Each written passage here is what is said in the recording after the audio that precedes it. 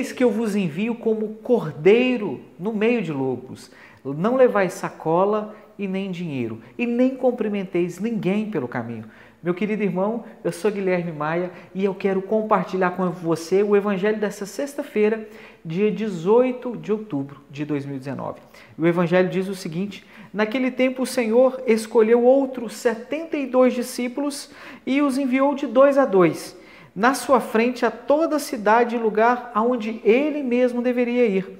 E lhe diziam: a messe é grande, mas os trabalhadores são poucos. Por isso pedi ao dono da messe que envie mais trabalhadores para a sua colheita.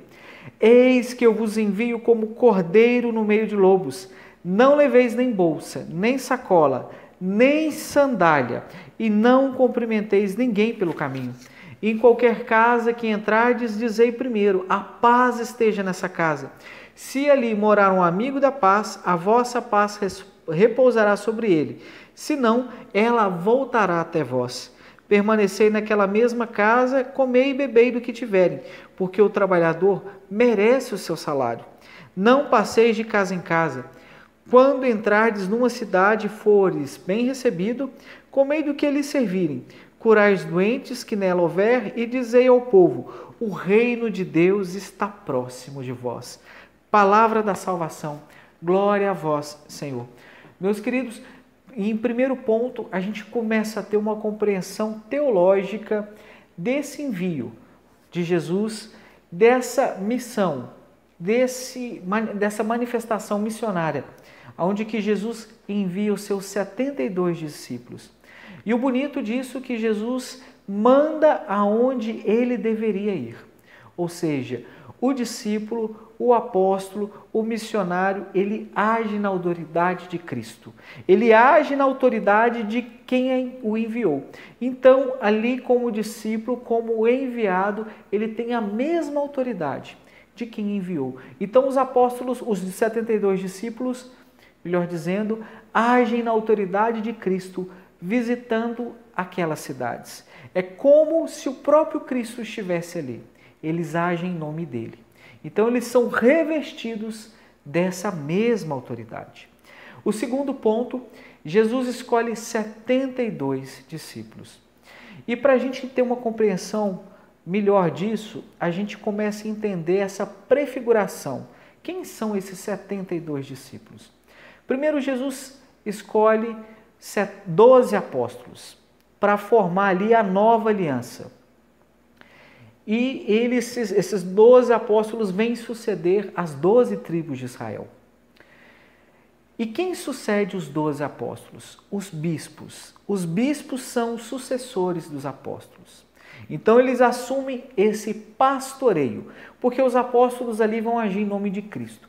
Os bispos são os sucessores dos apóstolos. E esses 72, eles são depois sucedidos pelos padres, pelos presbíteros, porque os padres agem em nome dos bispos nas paróquias, na diocese aonde eles são designados. Então a gente tem ali uma prefiguração desses 72 discípulos que vão representar, vão já antecipar o papel do sacerdote, aquele que age na autoridade de Cristo aonde ele é enviado. Aquele que age em persona Christi, revestido da autoridade de Cristo.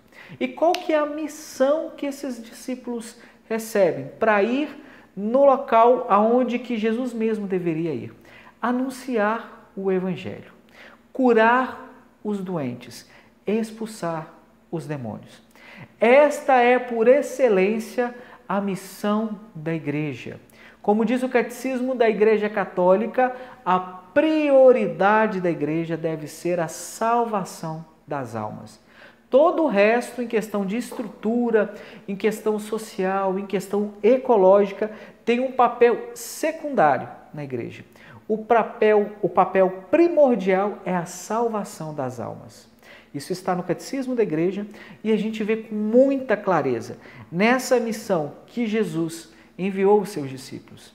Em momento algum, ele fala para os seus discípulos: montai ali um sindicato, brigai por justiça, repartir os alimentos. Isso é válido, é importante, mas a principal missão é anunciar o Santo Evangelho. Então nós temos essa presença desses 72. E se a gente faz uma analogia mais profunda, teológica, 72 dividido por 12 dá 6. E eu te pergunto, qual que é o número da perfeição? Não é 7? Se eu tenho ali 12 vezes 6, 72, então eu tenho 6. Aonde está a sétima missão? O sétimo bispo, vamos assim dizer, dessa divisão, o próprio Cristo. Que ele completa esse significado do número 7, da perfeição. E qual que é essa missão de quem é enviado por Cristo? Não cumprimentar ninguém pelo caminho. Quando Jesus fala não cumprimenteis, é não distrair, não perder o foco da missão que lhe foi confiada. Entrar numa casa, anunciar a paz, pregar o Evangelho. Se ali você não for bem recebido, tudo bem, a paz vai voltar para você. Você não vai ser contaminado por aquela situação que está naquela casa. Essa é a promessa de Cristo. Em outros evangelhos, Jesus até fala, pregai o evangelho, se ali não tiver alguém da paz, a paz volta para você. Você, ao sair da cidade, sacuda a poeira dos seus pés. Essa poeira é justamente esse sentimento de ódio, de contaminação, de heresia, de quem não quis ouvir a palavra de Deus. Essa é a missão. E nós, como cristãos, qual é a nossa missão? Assim como os 72, como batizados, o catecismo da igreja também nos ensina, como batizados é pregar o Santo Evangelho. Meu irmão, meu querido, você está pregando o Evangelho por qual paróquia, por qual comunidade, por qual movimento? Em primeiro lugar, pelo meu batismo. Eu fui batizado na Igreja de Cristo, em nome do Pai, do Filho e do Espírito Santo. E como nos ensina o catecismo, todo batizado tem o dever de pregar a palavra. Então, eu e você que somos batizados, temos o dever de pregar a palavra, a começar dentro de casa, para a nossa família, para a esposa, para o marido, para os filhos, depois para os vizinhos, depois no local de trabalho, para quem está próximo a mim. Esse é o chamado que nós devemos abraçar, como esses 72. E Jesus nos adverte, eu vos envio como ovelhas no meio de lobos. Ou seja, muitos não vão querer ouvir a sã doutrina, mas eu preciso pregar. Muitos vão ter ciúme, vão ter inveja, muitos vão se sentir incomodados, porque nós precisamos pregar a verdade. E quando a verdade entra no coração daquele que não quer se converter, ele fica incomodado, mas não tenhais medo. O Espírito do Senhor está com você. Ele te ungiu, te consagrou e te enviou a anunciar o Evangelho. Anuncie sem medo, porque a nossa vitória, a nossa recompensa não é nesse mundo, é no céu.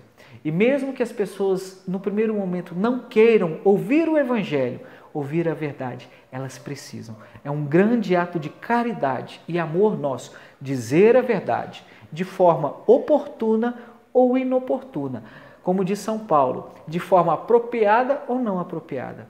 Que Deus abençoe você.